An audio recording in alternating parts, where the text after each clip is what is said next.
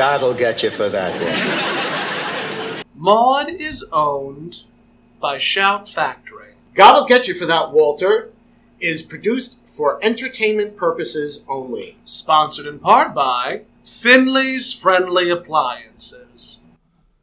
Hello, everybody, and welcome to another episode of God'll Get You for That, Walter. He certainly will. And how? Yes. My name is Tomcat, and I am joined by the ever-lovely, the ever-delicious Toni Homeperm. Oh, I sound like a dessert confection. Yes, you are a dessert confection. I feel like You're my dessert confection. I feel like a chocolate-covered strawberry. You don't feel like a Christmas candle? Well, maybe I should. Maybe I should. A recurring theme is mentioning the Christmas candle. Today we are discussing, we're in a new season. I know, we're in a new season. We made it all the way to a brand new season. We're starting season 2. Season 2. And the first episode of season 2 is called Walter's Problem. Walter's Problem Part 1. Part 1. It is a two-parter. Two-parter. And you know, one of the things that I love is that, you know, a lot of 70s sitcoms did do two-parters. Like nowadays you have like hour-long shows. Yes. Like, there's no such thing as a two-parter. Like if they Right. could put it all in one episode, they'll put it in one episode. Yes.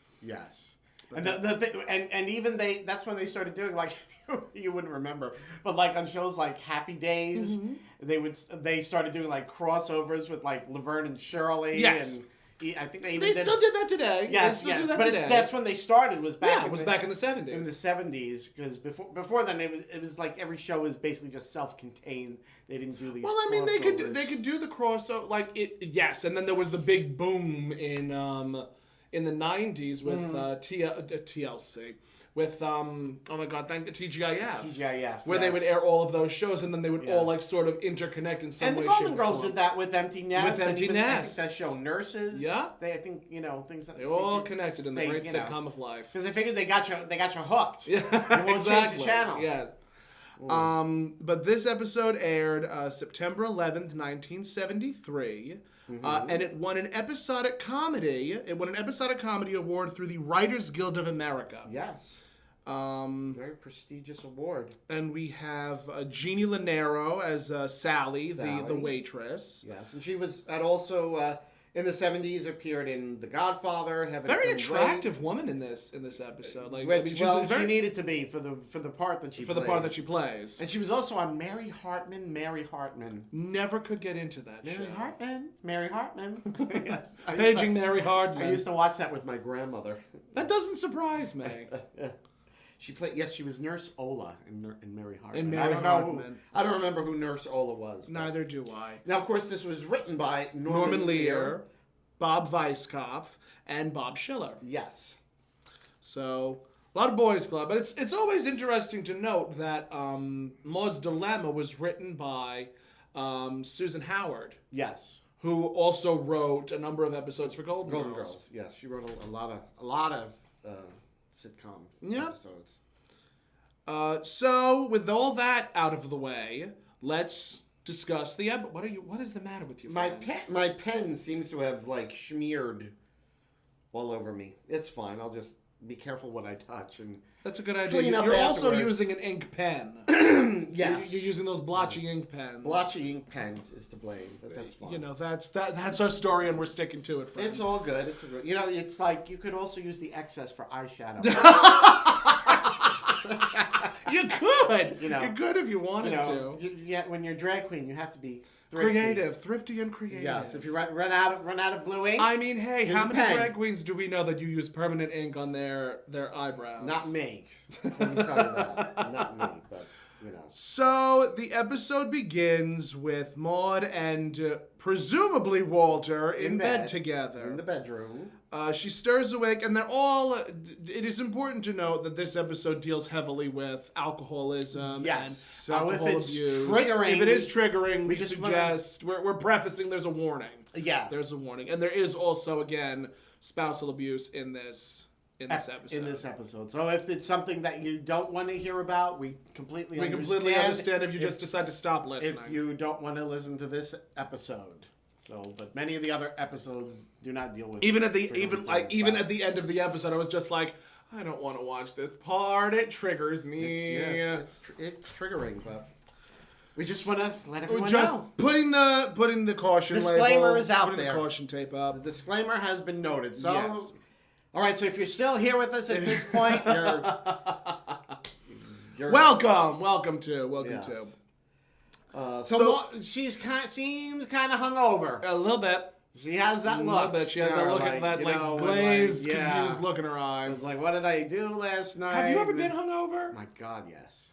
I don't think. I mean, I don't think I've ever been hungover, but there was a time when I got a little blitzed, and then I slept in the car, and when I woke up, I had such a headache, and I'm like, I need food, I need water, I need to nourish myself because my God, I just felt like there was this pounding in my head.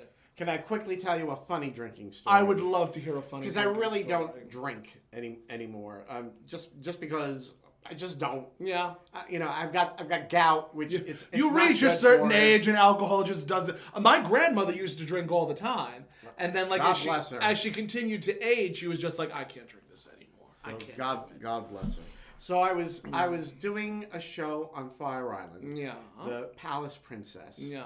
Ariel Sinclair's show that she was running at the time. It was like a contest. Mm-hmm. The only contestants were me and Bella Noche. And they gave us a room to share. So it was me and Frank and Bella and Paul. Yeah. And I believe you told me this story, and it does tickle me. It does tickle me. And but now we get to tell the people. Now I get to tell everyone. So after the contest, and Bella won, by the way, which I was very happy for her. Everybody was like offering us drinks, offering me shots. I don't do shots. I really don't drink. But I was like having a good time. Didn't have to drive. So I just You lived a little. I was living my best life. Isn't it something how alcoholism is like part of living your best life? Mm-hmm. Yeah. I just find that very interesting. Like a lot of people. Well, we'll discuss alcoholism and the toxicity on a person. But do go on with your story. So I'm gonna try and tell it as quickly as possible. So like afterwards, we went back to the room and we de-dragged, and me and Bella were feeling no pain, and we were like two 16-year-old girls basically. Yes. Laughing and hootering and hollering, and at one point Paul yelled at me and Bella that because he had to get up early and go to work the next day, and me and Bella we were just like the kids who have been told by the parent that we're being bad. Yeah. So then at that point, Paul and Bella went to get some fresh air, and Frank and I were just gonna go to sleep.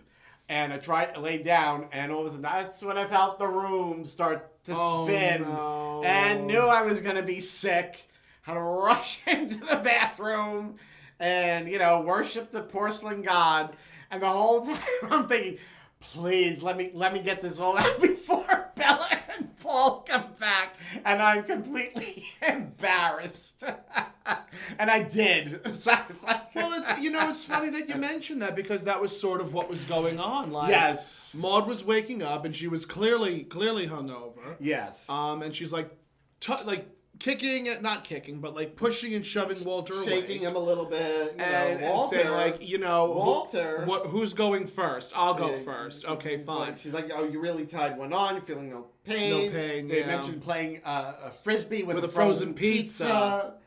Maude went to bed at 10:30. Yeah. Awful early. Awful early considering they were partying so hard. Well, how early did they start? They were partying in their 40s and 50s. Yeah. So let's suspend the disbelief a little bit. Yeah. So Maude is like Walter, and then Walter walks in to the bedroom. Holding his head. Yeah. And goes into the bathroom, and now Maude is staring shocked at the audience, just having this blank face on. Because, she thought Walter was lying sleeping next to her, sleeping, and he wasn't. And who is this? Who's been sleeping in my bed? Sleeping in my bed. So, I adore B. Arthur. We know this. Her comedic timing is the timing is impeccable. Great. Her timing because is so impeccable. she is looking at the camera and she's holding it. Yeah. And she's milking it from the audience. For all that it's worth. And then she slowly, and I'm talking slowly, creeps over to like start to pull the sheets back to find out who was sleeping next to her, and like she's going, and then she stops, and she pauses, and again, just that milking of timing is so impeccable. Yes. She finally pulls back. Walter walks back in. That's right. And he's like apologizing that he passed out on the couch. And then he goes to sit on the bed, and he sits on the person who's under the sheets. Who's under the sheets, and he yells, and that's when, they pop up, and we see it's Arthur. And like Walter is screaming like, Arthur! And he's like, tell him I'm in surgery. Yes. Arthur is also hungover. They're all blitzed. Yes. They're all hungover. And Arthur goes like, just turn over and go back to sleep, and does so, but then like looks up and he sees Maude, and then he's shocked. He's like jumps out of the bed. He's trying to throw his pants on. And Walter wants an explanation. Well, actually, Arthur wants an explanation first. Like he accuses Maude. Like, Maude, what are you doing in bed with me? No, that's not the first question you asked. Right. And she's like, if we were the last two people, nothing happened. If we were the last two people on Earth, you and I would be the last two people on Earth. The last two people left on Earth. And, Arthur continuously mentions a 10-foot pole. Yes, that he wouldn't touch Maude with a 10-foot pole. And she's like, that's the only way he would touch her. Arthur is now explaining himself, saying, I thought I was in my house. I went upstairs, I brushed my teeth, and then I went to sleep. And then Walter says, you used my toothbrush too? To which Maude says, what do you mean two? What do you mean two? It's like in her mind, it's like, Walter was more upset about using the toothbrush than using his wife. Which he didn't use. Which he did not use. He did not use. Oh. And Maude says, I could have been violated. And they both say at the same time, by who? To which Maude utters the infamous line, God will get you for that, both of you. So they after that it cuts to Carol and Florida in the living room. And now I do have to say before we go any further. Yes. For the drama that's in this episode. Yeah. They still managed to make it funny, to get some amazing jokes, comedy in there. At least at the very beginning. In the very beginning, yes, it is a very comedic episode. I mean, that some of that stuff is like so hilarious, so funny. Well, that's probably why it won the award. Yeah, and for it to like be able to. Normally, you would say, well, this is not a topic that could be that would be a topic of comedy. Correct. And I mean, not for anything. I do believe that is the to Norman Lear's credit and to the writer's credit, a lot of the sitcoms that Norman Lear produced were very heavy, serious topics that still managed to be incredibly real, but also incredibly funny. Yeah. Like, they still managed to infuse the drama. They managed to create beautiful dramedies. And, that's to their credit. Yes. Nowadays, things tend to lean a little bit more on the shtick. Yeah. I'm going to use the sitcom Mom as a good example. I've never seen it. It's not bad. I mean, I love it because I love Alice and Janney. Who actually, in my opinion, would probably be a great Maude. I would love for Alice and Janney to impersonate Maude if Norman Lear does not have my number already.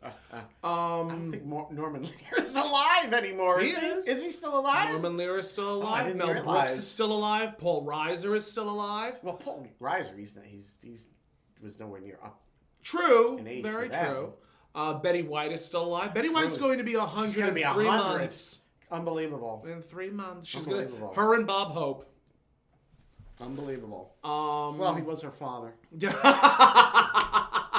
That's that. Yep. It's got to be in the genes. Has to be in the genes.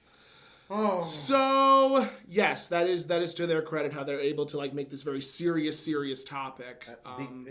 Funny. They still make it funny. Yes. Well, it's like my mother always used to say. She was like, you could either laugh or you could choose to cry. Mm-hmm. And they sort of encompass both of those. Yes. Things. 100%. At least in this episode. So we cut to the living room. Carol and Florida are trying to clean it up. The house is trashed. It was like a party happened. It was like a white girls bachelorette party. Yes, and there was only 3 of them. Yeah, and they trashed it with food and moving of the furniture and just everything was in disarray. Paintings were like knocked off kilter. Yeah. So there was a big old party happening. Yeah. So Florida opens with, if this was in my neighborhood, they'd condemn it. If this house is in my neighborhood, they'd condemn it, and then they'd charge double. Yeah. Because, she's right. She is very right. Yes. So I believe that Walter, Arthur, and Maude all come downstairs. Yeah. Well, Carol also mentions that this was the first utterance. Like, Carol was just like, I have to get the house ready for Philip. Philip's birthday's today. Philip's ninth birthday. Yeah. And then she's got a cake that she's working on. Yep. Cake plays an important part. Cake does play a very important part in this. It plays a very important part in my life, too. Yes. And Florida's like, look who's here. Yeah, they all walk downstairs. And I think Maude starts by saying this looks like the Democratic committee after the Watergate scandal. Yes. It looks worse than that. It looks worse than that. Than the Democratic, committee, the Democratic committee. Or the convention or something. Yeah, like something to that after effect. the Watergate trials. After the Watergate trials. Yes. Oh, my.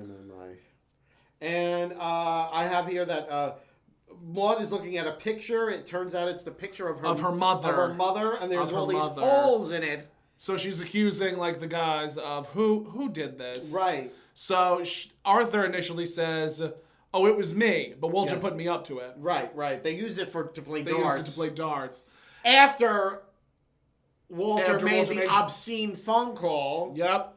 Because Maude said, "Oh well, thank God my mother's number isn't listed." Yeah. And Arthur goes, "Oh, well, Walter remembered it." Yes, Walter. He was able to remember. And that's when the phone rings. Actually, no, that he was able to remember, but he even sober, he forgets to put the seat down. Yes. That tickled me. Yes. So the phone rings. And Maude goes to answer it, and she goes, "Hello, Mother." Hello, Mother. Wait, he said what? And then she starts laughing. She starts cackling. Yeah. And again, the brilliance of Arthur, like, I know that's not funny. It's not funny. And I think she ends up saying yes. She ends up ending the conversation, and then she points to Walter, wow, you really did that. Mm-hmm. And so again, that's when the boys decide they've got to show Maude the number that they worked up. So Maude sits down, and I could see us doing something. I could see us doing something stupid like that. Oh my God, absolutely! Singing by the light of the silvery moon. They had their hats on. They had umbrellas for canes. Yeah, very vaudeville. They worked out this whole shtick. Maude referred to it as music to lose your breakfast by. Yes, music to lose your breakfast by. Oh. And, of course, now, Walter wants a Bloody Mary. Walter wants a Bloody Mary, so he goes into the kitchen to, get some ice. Yes. Now, I forget, when did Carol in Florida, before anyone came down, was Carol, did she bring up the drinking at that point? I think so, yeah, she did. No, she did. She brought up about them drinking. Yes, it becomes apparent, when Carol mentions how they were drinking the night prior. Right. And again, it's that romanticizing of toxic behavior, where sitcoms of the day would do that. They would make it seem like it's not a big deal, and whenever I hear somebody say, "Oh, I would love to go," back in the day, back in the good old days, back in the good old days, they weren't good. Stop believing that nostalgia equates good. Yes. Don't believe the hype. Do not believe. Ooh, that was good. God will get you for that, Walter. Don't believe the hype. Don't believe the hype. So yes, Walter goes to get the ice for his Bloody Mary. He's gonna make a Bloody Mary. And while Maude and Arthur are alone, they come to a decision. Arthur tells her that was one of the best night's sleep he'd ever had. And she goes, "Thank you, Arthur. I'm glad I could replace your teddy bear." Yes. And I think at that point, Carol comes out from the kitchen saying, "I can't believe he's getting ice for a Bloody Mary." He wants a Bloody Mary. Do you like Bloody Marys? No, I don't like tomato juice. I don't really like tomato juice. I don't like either. tomato juice and liquor. Like that just seems. I mean, I know that it's a great hangover remedy, but I'll just have my coffee. I'll just have my coffee and or water. Yeah, I'm like, oh, I don't know. I don't care. You know, the first time I ever got obliterated, it was at a cousin's party, and I had a little too much blueberry wine. I think I mixed blueberry wine and also white wine. Oh. So when you, at that point, like, it's not like you're mixing a rosé in your stomach. So I ended up going home and I ended up tossing my cookies. That was the first time. The second time I ever lost my lunch was I was at my ex's house, and we at the time we were split up, but we were trying to, like, you know, remain friends and whatnot. It did not work out. It usually doesn't. So I start drinking a bottle of wine with him. Like, we start drinking a bottle of wine, and then we got a little tipsy. So he makes me this iced tea rum situation, and it was awful. So I was getting very drunk, and like the room started spinning, and I'm like, I hate that feeling. We have to. The worst part of the evening, and I felt dreadful about this, was that a friend of mine was with us at the time, and while I'm tossing my cookies in the toilet bowl, my ex is like rubbing my back and comforting me and whatnot, and then my ex decided to ask my friend, "Why don't you read some of your poetry to us?"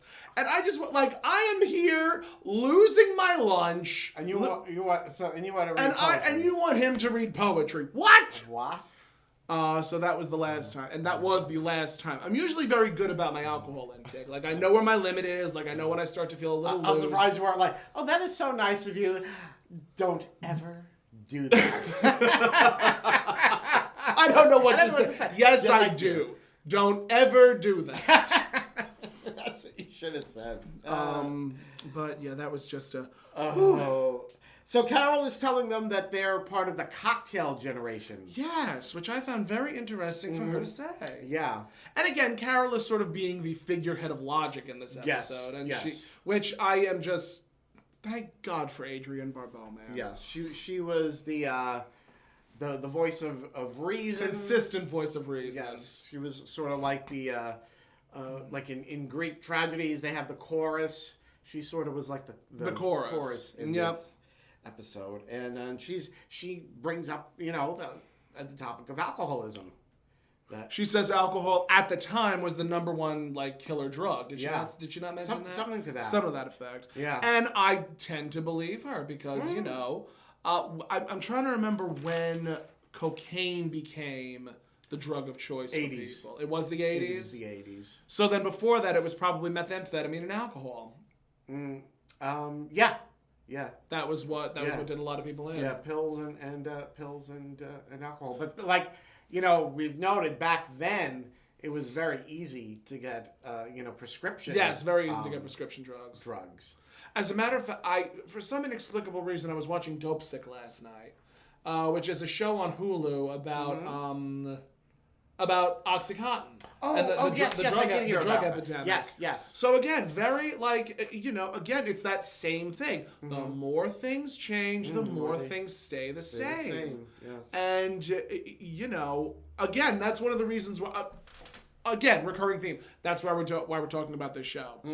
As old as Maude is, and like I think next year, it'll be the 50-year anniversary of Maude's airing, and it's just that the show is 50 years old, but 50 years later, we're still having the same conversations about abortion, about gay rights, about alcoholism, about drug substance problems, abuse, about just race all of these issues, things, race issues, everything. Class issues, and politics. And all the politics. Yes. So, at that point... Maude and Arthur are saying that they could quit if they wanted. Yes, correct. And Carol is insisting that they're hooked. And she, like, Maude says, you really don't know your mother. Because now, like, Maude's being challenged by her daughter. So in true to form fashion, she's going to be like, I will have no problem. Right. I will have no problem quitting. I can quit like that. Yeah, I can quit anytime I want. I mean, honestly, I think of myself as the same way. Like, people get hooked on nicotine. They get hooked on, like, I will have maybe one cigarette a month. And, like, to me, that's a lot. And I just don't. I'm thankful that the only vice that I have involves the bedroom. That's the only vice I have. And that's it. Okay. I don't have any vices. All right. Why are you looking at me? Why are you giving me that incredulous look? I'm like, sir? are you going to reveal this vice or is it... the bedroom, sex. Oh. I enjoy physical pleasure. That's not a vice. I think sex is a vice. What? You've never, wow. A vice? A vice. Why would you think it's a vice? It's natural. Because it's natural, yes, but there are still chemicals, that are produced when you are when you are engaging in physical pleasure. Yes, but I think we're programmed to enjoy it.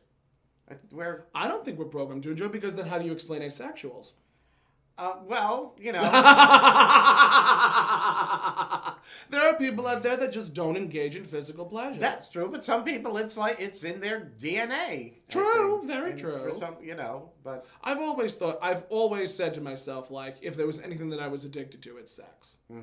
Not that I would, like, say, hi, I'm Tomcat, I'm a sex addict. Because, again, I'm not predisposed to, like, how does my mother usually put it? I don't have an addictive personality.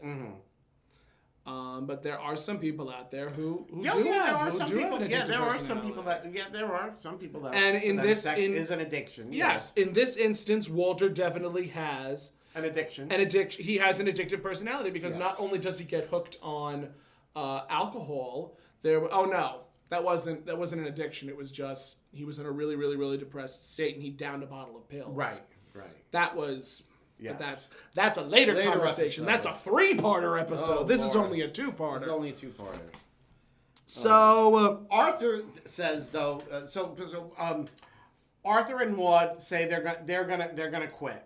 They agree that they're gonna go cold turkey. But Arthur says it won't be so easy for Walter. Yes. And then something comes up with Maude bringing up about her. Ending up in bed with Arthur, and like Carol is shocked. Carol has just this look of fright on her face. What? And Arthur, is goes again with that 10-foot pole, and she says, "Arthur, you mentioned that pole one more time, and I'm going to club you to death." Yes, and Arthur explains that Walter doesn't drink like them. That he doesn't drink like how Maude and Arthur drink. Yeah. And Carol says she believes that Walter has a problem. But she's got to get back to her cake. Yes, she has to get back to baking the cake for Philip's birthday. So then Walter comes back out of the kitchen and complaining that there was no ice already made, that he had to scrape the frost off the coils. Yes. That's a very dated joke. Yes. I used to have a freezer like that. Not fun. The freezers that you had to defrost. Yeah.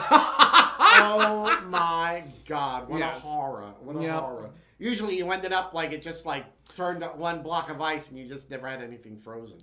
Wow. Or you chipped away just enough to put like something in. Oh my God. They were horrible. I'm so thankful that I live in a modern era where I don't have to worry about things like that. But, I say these things, and then 20, 30 years from now, when you're dead, I will probably have the same thing happen to me. Of course. Where it's just like, wow, look at this modern technology. How did we survive years ago? We did.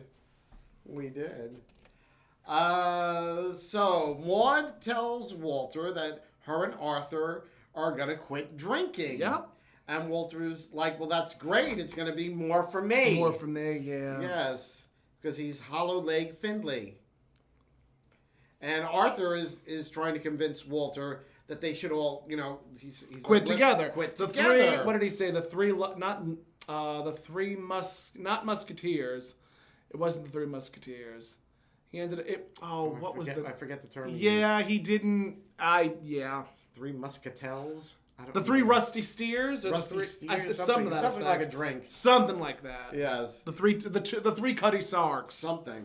So Arthur bets Walter $100. That Arthur will quit drinking before he does. They're going to quit drinking, and that they're going to stay sober. And, basically, so whoever loses the bet has to pay the other one. So Walter is like incensed, like $100. That's going to be the easiest $100 I've ever made. Yeah, and like he proceeds. And Arthur's like starting right now. Yeah, starting right this. A very tense scene, honestly, if you pay attention to Walter's face and Arthur's face, like because. One of the things I love about Conrad Bain's portrayal of Arthur is that, yes, he is a Republican. Yes, he is this... In today's society, he would be considered a loathsome creature that just does not want anybody but cis white hetero men to have all the rights and all the benefits. Right. But despite that fact, he is still a good friend to Walter and Maude. Yes. Yes. And in some of those moments, like brief shining moments, like you see Arthur genuinely showing concern for his friend. Yes. Like he wants Walter quit drinking because he knows Walter has a drinking problem because they've been friends since the war. Right. So Arthur obviously has an idea as to how bad Walter's drinking can get. Right. So for him to even consider this bet, he knew that he was going to probably get $100 out of Walter anyway. Yeah. So Walter's like, well, fine, let's drink to it. And and he downs the Bloody Mary. Downs the Bloody Mary. You know what I hate about Bloody Marys? They have like a thickness. Yeah, it's a textural problem. It's a textural problem. Thickness of the tomato juice, I just ugh. But Jello shots I can take no problem. I don't have a problem with Jello. It's just that tomato juice, that pulpiness. But I mean, I could drink screwdrivers without a problem. Yeah, I've had screwdrivers. But wouldn't that be the same consistency, that pulpy orange juice and champagne? Well, that orange juice and champagne, isn't that a mimosa? A mimosa, I'm so sorry. It's orange juice and vodka. That's a screwdriver. That's a screwdriver. But I mean, alcohol and... But orange juice, it's not it doesn't have that thickness that tomato juice has. True. It's just I can't. Oh no. And yet I like vodka sauce. Just tomato and vodka. But there's pasta, maybe. There's pasta for that. That's if why if you want to have Clamato was it years ago? Clamato. Clamato. Oh. Clam juice and tomato juice together. Oh. Oh my God.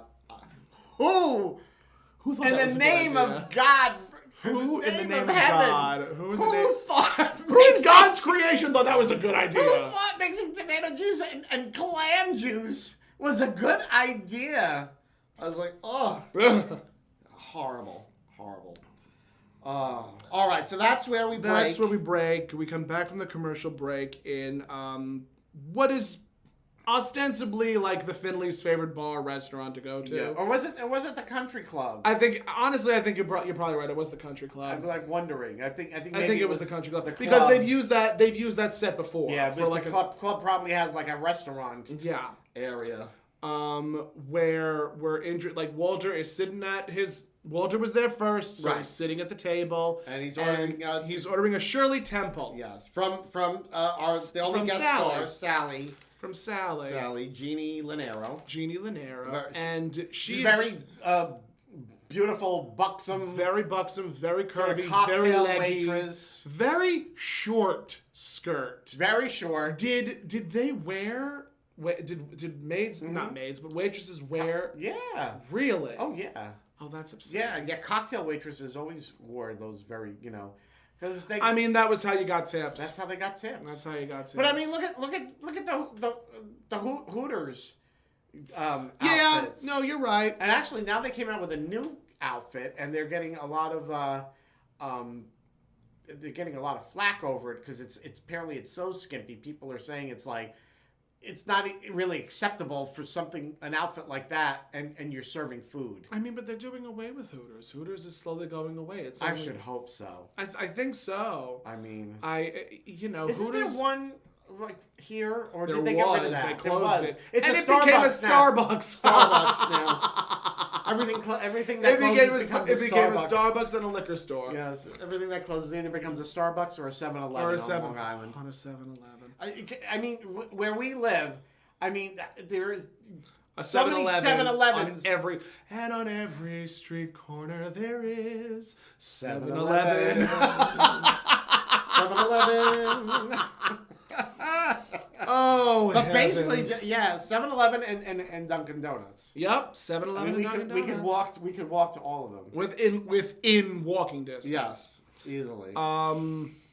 So they're he's sitting at the bar and he's like drinking. He's sitting at the table and he's drinking the Shirley Temple. He orders the Shirley Temple, but yes, you're right. He takes a taste, right? He takes a sip of it and he's just like he just grimaces. Yes. Like I don't like that. But then he reaches into his pocket and pulls out a flask. There's a flask. Pulls out a flask. And he spikes the Shirley Temple. The Shirley Temple. And he takes a sip and then he's happy. Yes. And that's when Arthur enters saying that he was joins. stuck. He was stuck because he was with an acupuncturist, or he was trying to remember what the joke was. I was with an acupuncturist and got stuck. So boom. Dad joke. Literally, that is the daddest dad joke. Platinum dad joke. So, they're drinking Shirley Temples. And Sally is just being a sassafras. You boys better be just making jokes about their age, like basically saying, "Oh, you're boys. Like, why are you drinking Shirley Temples?" Yeah. Like, well, actually, I think they order. Walter orders then another Shirley Temple for himself and a Shirley Temple for Arthur. And as Sally's leaving, Arthur goes to grab her skirt. Her butt. Yeah. And it's like, everybody's just laughing and it's amazing how, how far we've come. How the times changed. Well, I mean, men still try that. Men will still try that. But it's like back then, it was like, well, she's just, it would have been like, and she's just I want to point something out. She should be used to that. And, in reruns, they'll cut that part out. Oh, they do? Mm-hmm. Interesting. In certain reruns, they'll cut that part out. They cut that out? Because I've seen it, I remember watching it the first time on air. Mm-hmm. And then I remember watching it when I bought the DVD set, and I'm like, that scene wasn't in there before. Oh, interesting. But then when I downloaded it online, and then I saw that same scene, I'm just like, oh, interesting. They kept it in that airing. Because the reason why I say that is because I got the series through Ill-Gotten Gains, and because it's just easier. It's easier to watch all of the episodes that way than it is to rip all of the episodes from the DVD and then do it that way. True. With that said, there will be episodes where I will probably have to watch the night prior, and just take note of the scenes that may or may not be missing. Some of them? Interesting. But yeah, that was definitely one of those things. And again, of the times, of the times. Like if you watch Mad Men, you will see sexism like you would not believe. And it gets. You would think that after grabbing the skirt, that would be all Arthur does, but it's not. It's not all Arthur does. It continues. So they're talking, and I'm trying to remember what they were having the conversation about. Well, Arthur now he's basically saying that he's glad that Walter is taking these steps, and he's noticed he's been buzzed for the past 4 months. Yeah. Because it's like a martini at lunch, then martinis before dinner. Then I forget what it was with dinner. But I mean that's something after dinner, and he's just been on a constant buzz. Yeah. It's for the past 4 months, basically it's gotten progressively worse. And Arthur has noticed this. And I believe that's when Sally comes back with the new Shirley Temple for Arthur. Temples.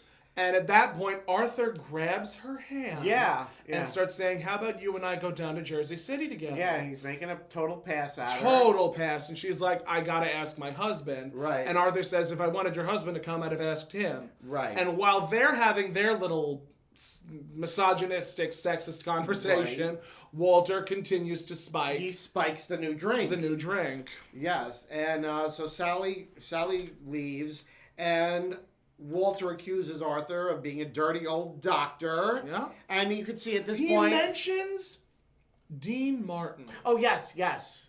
Yes, and Dean Martin was mentioned earlier. Dean Martin was mentioned earlier. But it's always, it's fun to point out that while Dean Martin, yes, played a lush. Yes. He wasn't an alcoholic. He wasn't an alcoholic. He wasn't really a lush. He played that up. He played that shtick as a shtick. Very much so. Yeah. And like Arthur made a very, again, to sort of balance out the fact that Arthur is human, he says making fun of it is part of the problem. Like making fun of alcoholism is part of the problem. Right. And he's not wrong. No. Like making fun of a problem like, oh, I'm depressed, I'm this, I'm that. Like, no, like I'm a horrible human being. Like when you put those things out there, people will believe them. Yeah. People will believe you. Yeah. Like it's true. Very true.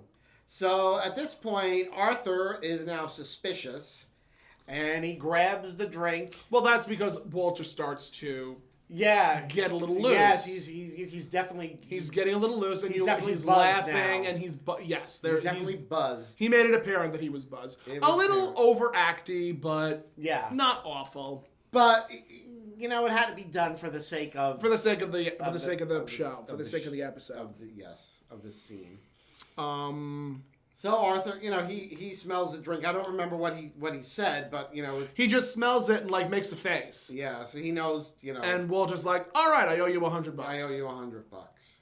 And I'm trying to think what happens after that. Well, then we cut to the living room. Oh, that is what happens. And there was Carol comes in with a bike, bicycle. with a dark blue bicycle because that is Philip's favorite color. Yes, and Maude is sitting at the bar that they have. And she's drinking a martini. Yes, and Carol is saying it's for Philip's 9th birthday, and Maude is saying how by 9 years old she'd already had 3 fathers. Yes. And Carol's like, well, I would have rather had the bicycle. Would have rather had the bike. And then Maude looks at the camera and goes, now she tells me.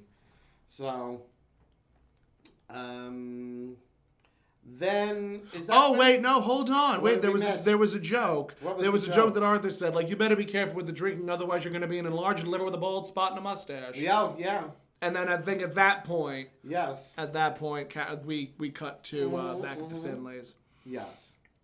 So yeah, Carol again mentions the cocktail generation, and then Maude ends up saying like, "This is how it works: 1 martini, I'm charming. Right. 2, I'm irresistible, and 3, I fall flat on my olives."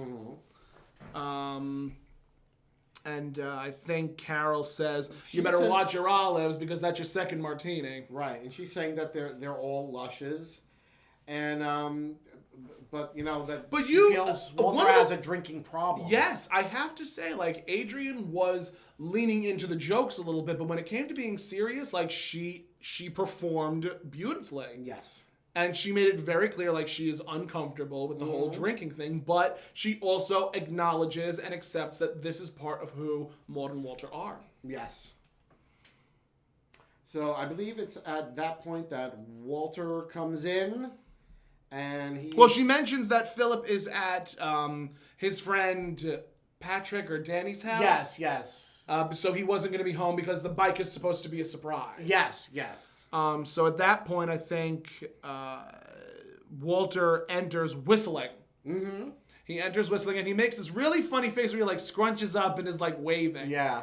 I don't know why, but I always like that face he made. I don't know.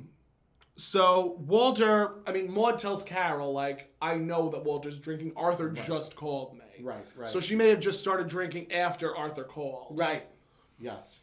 To tell her that Walter is, off the wagon. Yes, he fell off the wagon. After only a few hours. So Walter comes home and is like, how did you know that I was drinking? Mm-hmm. And Maude goes, I bugged your swizzle stick. Yes. That was funny. And he in his drunken stupor, like, gets on the bike and starts, like, pedaling. And he's like, Evel Knievel coming through or something to that effect. Yes. But she also, at this point, she pours him a drink. Yep. Right? And, she figures, if you can't beat him, join him. Join him. he fell off the wagon, so there was no point for her to continue to stay sober. Yes. And when he got on the bike, Maude was telling him to get off, that he's going to break it. Yep, your daredevil days are over, and after one more drink, so will your daredevil nights. Right. So at that point, Carol brings the cake in from out of the kitchen. Yep. And she's saying that she's got to leave to go get party favors, and she's going to decorate the cake. No, she leaves the cake inside. It was Walter who brought the cake. Oh, that's right. That's right. So Carol comes out saying, "I have to go get decorations," and then I think she's got to get party favors. She was also going to pick up Philip. Yes. So she goes to leave, and then the two drunks are left to their own devices. No, she did bring in the cake. Did she bring in the cake? Yes, she brought it in and she put it on the dining room table. On the dining room table. On the dining room table. Okay, yes. You're right. She left it on the dining room table, and so then she's got to go get the party favors, get Philip. She will come back and decorate the cake. Yes. Afterwards. Yep. So.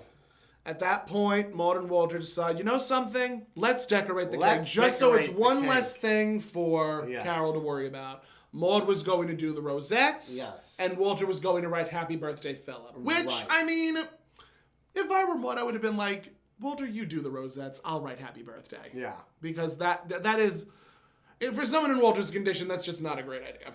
I would have said, Let me run over to ShopRite, buy the already made layer cake, and tell the girl in the back, throw some rosettes on and write Happy Birthday, Philip. And it would have all been good. We do not advise driving drunk. Ill-advised, very ill-advised. Never drive drunk. Never. Never. So at that point, Maude goes into the kitchen to, I think, get the whipped cream and the icing. Yes. And Walter goes to bring the cake.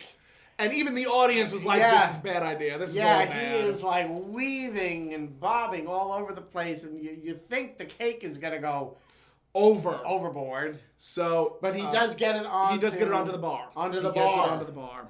That's where he puts the cake.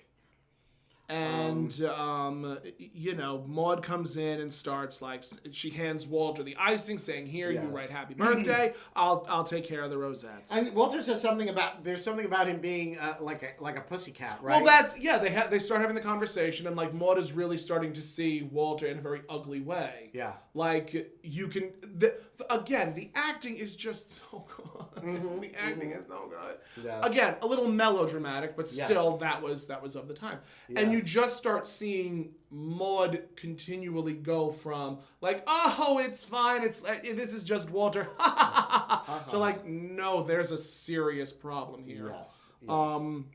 And she mentions Walter's drinking, and he goes, when I'm drunk, I'm a pussycat. Yes. And starts meowing and licks her face. He licks her face, yes. Licks her face. And she have you ever done that with any of your boyfriends? Lick their face? No. I have. I have. Oh. I'm sorry, I haven't. Oh, pussycat. No, I Where did I go wrong? I take from Michelle Pfeiffer. I take from Michelle Pfeiffer and even Catherine O'Hara. Because Catherine O'Hara licked, what's his name's face in Beetlejuice. She said something really cute and then quickly licked his nose. I don't remember that. I do. You have to. The next time you watch Beetlejuice, and of course Michelle Pfeiffer in Batman. Licking Michael Keaton's face. Yes. I don't know. Did you know that they had actually been in a relationship? I can believe that. Yeah. Yeah, they were together, and then then they split up, and then they had to make this movie together. They were fine though, but it was consummate professionals. Yeah, but I'm the chemistry, so weird though. to the chemistry between the two of them. Yes. Oh, well, I'm sure having been in a relationship and then not. I mean, I'm sure. I'm sure there was a little bit of discomfort there. The performances. Oh, of course it did. Absolutely. So, so Maude, she tells him, one more meow, and I'll have you altered. You're gonna have him altered. And that's when she sprays the whipped cream on his shirt. Yes. And he goes, I've never shaved my shirt before. Mm-hmm. And then at that point, Maude sees, Walter, you didn't spell happy, you spelled hippie.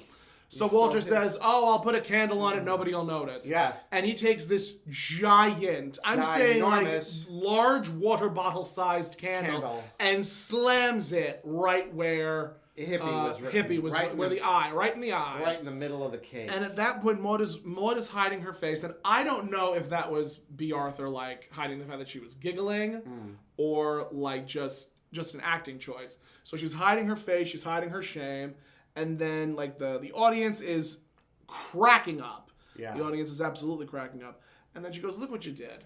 Like, and then at that point, this is where the episode really takes a turn. Yeah, because you're drunk. And at this point, it's like, then we don't hear anything now from the audience is just silent. There's no more laughter at this point. So Maude is like, "You wouldn't have done that if you were sober." She says, "You're different. You're different when you're drunk." And even Arthur said the same thing. Yeah. Arthur said, "You're a very different person when you're drunk." And she said, "Look at the way you're looking at me. Like, you look like you could kill." You look like you could kill. And he says, "If I kill, it would be because someone pushed me to kill, not because I'm drunk." Yes. And he's saying that he has resentment.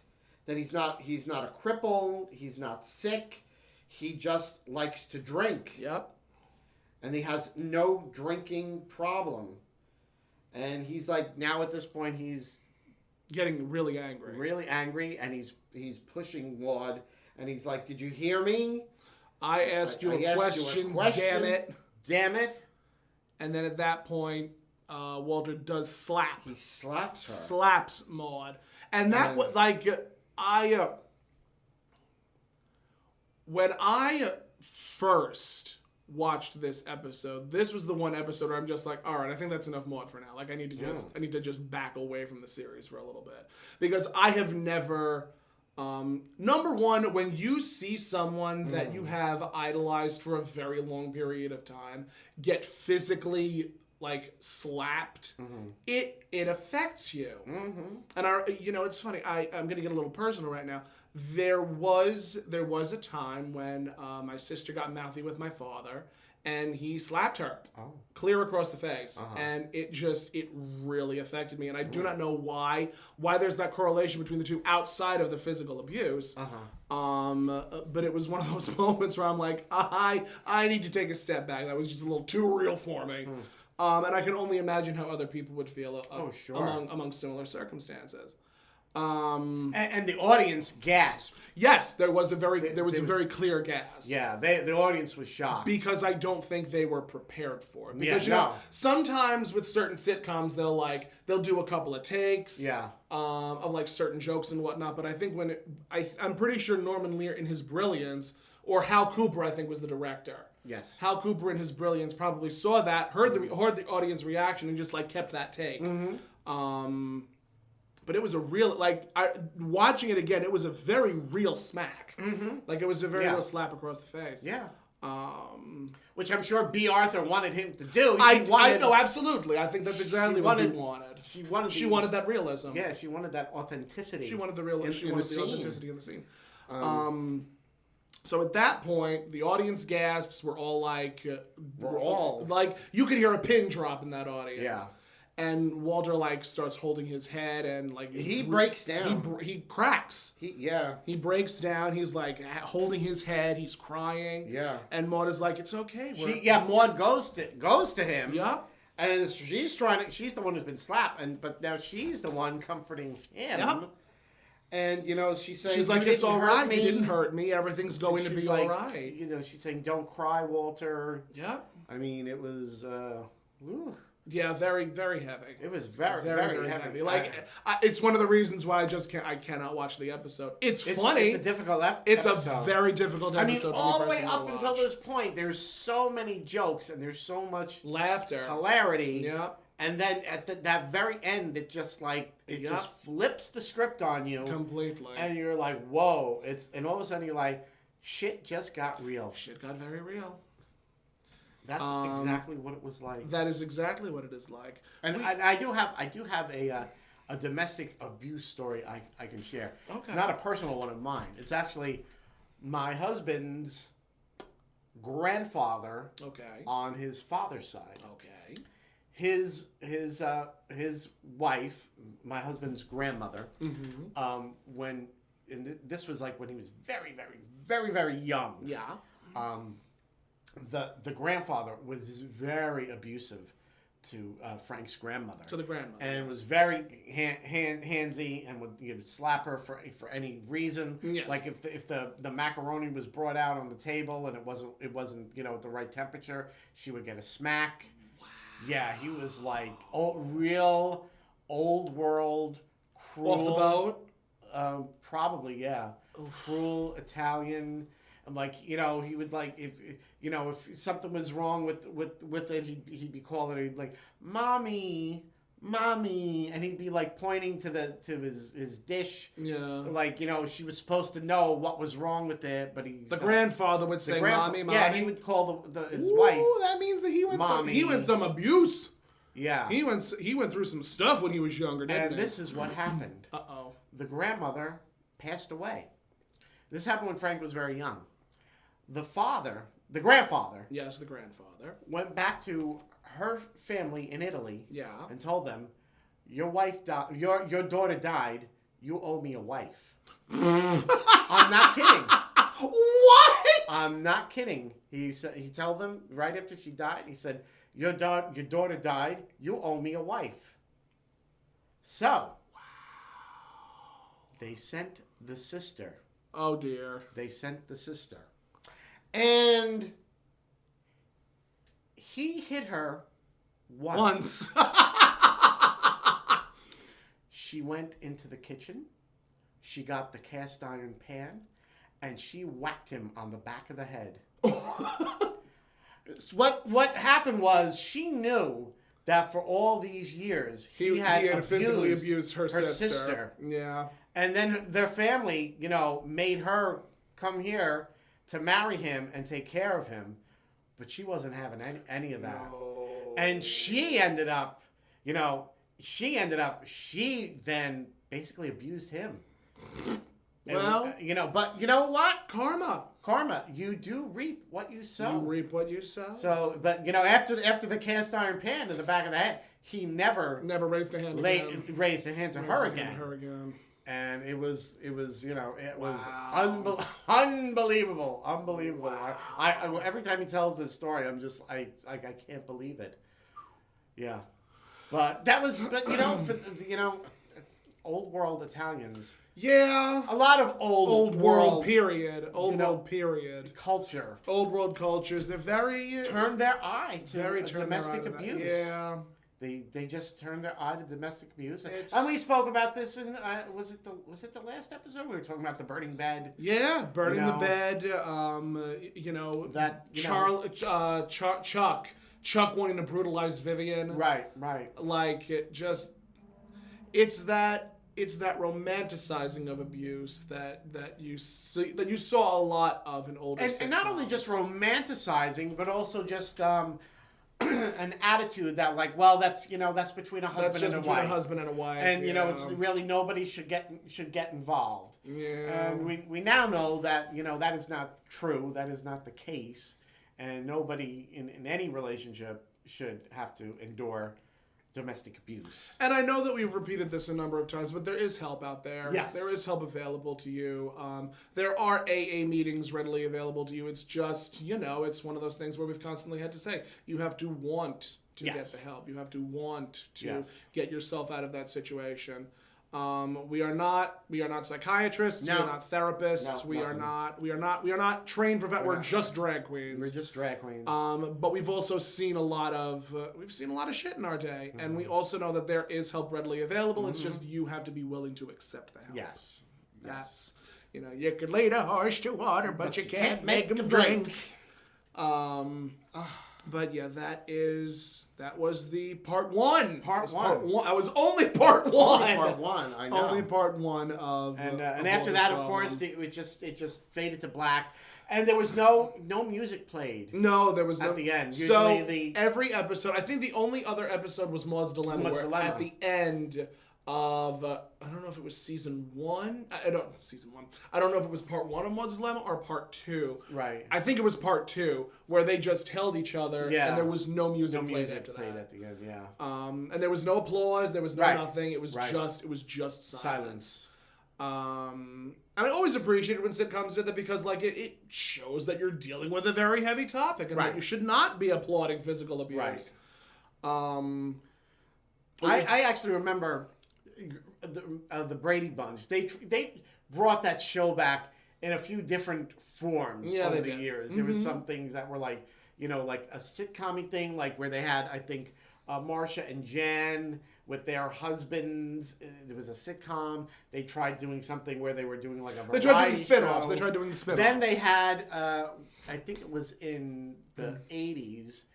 Was it the 80s or early 90s where they tried to bring them back as a dramatic series called the 90s. The Brady's. I think it was like late 80s, early 90s, somewhere in that middle area. And they were trying to do it as a dramatic show, but they had like a laugh track.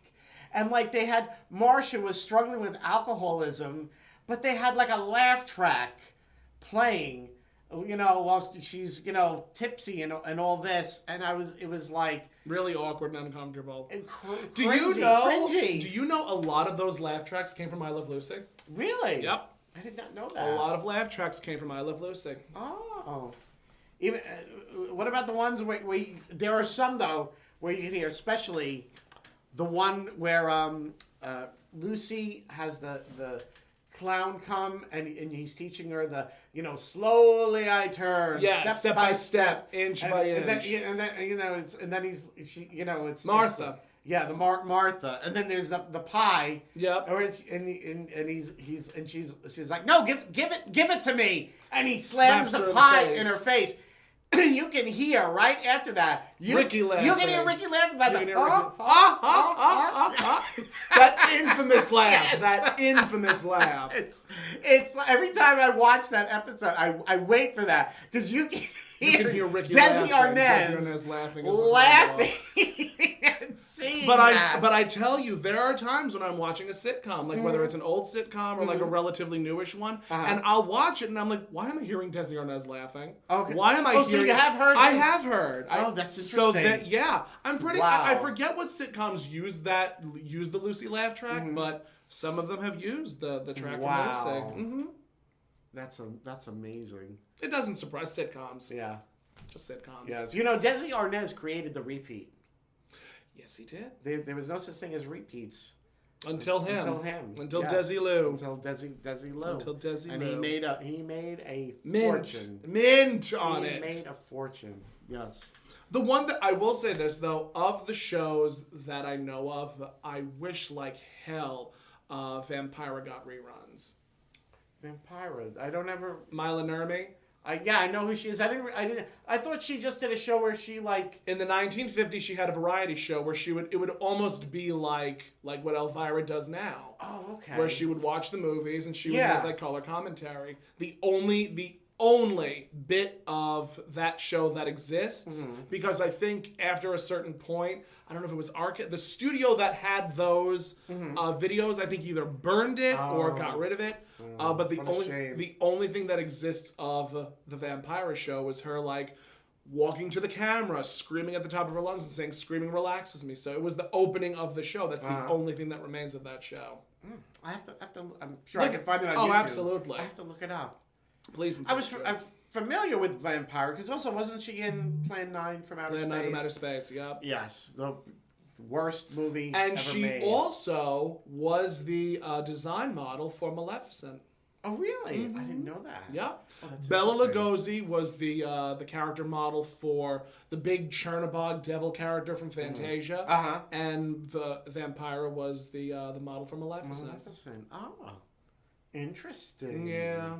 Potpourri for you on God Will Get You for that, Walter. Yes, because this won't air until after Halloween, but we're before Halloween right now, so this is all this little Halloweeny stuff. We're in the mood. We're in the mood for Halloween. Yes, we are. Yes, we are in the mood for Halloweeny stuff. Oh. So, with that being said, thank you for listening to another episode of God'll Get You for That, Walter. If you would like to follow us, you can on Facebook. You can follow us on YouTube, and you can follow us on Instagram at God'll Get You for That, Walter. And on Instagram, it's Finley's Friendly Appliances. Yes. And if you would like to, those are the only three that we have, right? Well, the podcast, the podcast streams on Buzzsprout, iHeartRadio, Pandora, Spotify, all that fun stuff. Yes, all those things. Many more, but... Many moons from now, people will listen to us and say, wow, those two drag queens talking about that one sitcom from the 70s, good for them. Good for them. Good for them. If you would like to follow me, you can at thattomcat.com. I am thattomcat literally everywhere. Everywhere.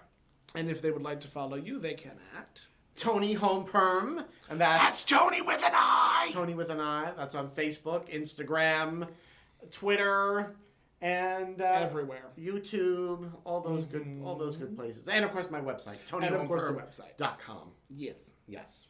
With that said, ladies and gentlemen, thank you for listening, and make sure to tune in for the next episode. Yes, make sure to tune in for the next episode.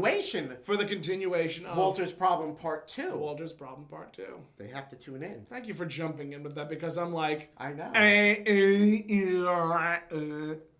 Oh, well. Yep. That's what I'm here for.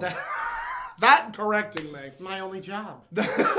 my sole purpose in life. Thanks. Anytime. Thank you so much, Toni. I genuinely love and appreciate you. I know you do. Have a good night, guys, and thanks again for listening. Bye-bye.